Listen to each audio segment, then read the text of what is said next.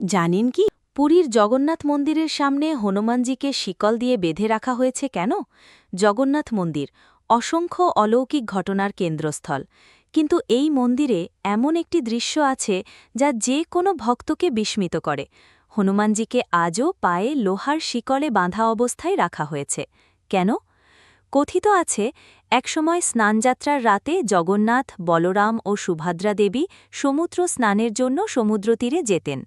এটি ছিল দেবলোকের এক গোপন রীতি, কিন্তু এক বর্ষায় স্নানযাত্রার পর দেখা গেল দেবতাদের গায়ে সমুদ্রের লবণ জল, শৈবাল ও বালুর দাগ। সবাই বুঝতে পারল সমুদ্র ভীষণ উত্তাল ছিল, দেবতারা বিপদের মুখে পড়েছিলেন। পণ্ডিতরা ধ্যানের মাধ্যমে সত্য জানতে পারেন।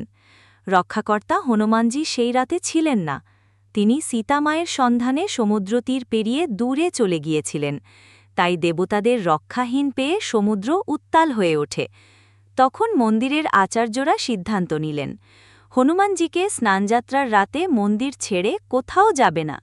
তাই তার পায়ে পরানো হল শক্ত লোহার শিকল, যাতে তিনি আর সমুদ্রের দিকে ছুটে যেতে না পারেন।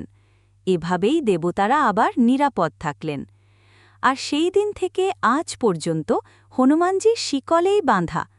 যেদিন এই শিকল খুলে যাবে, সমুদ্র আবার জেগে উঠবে এবং পুরীর দেবতাদের জন্য বিপদ নেমে গেছে।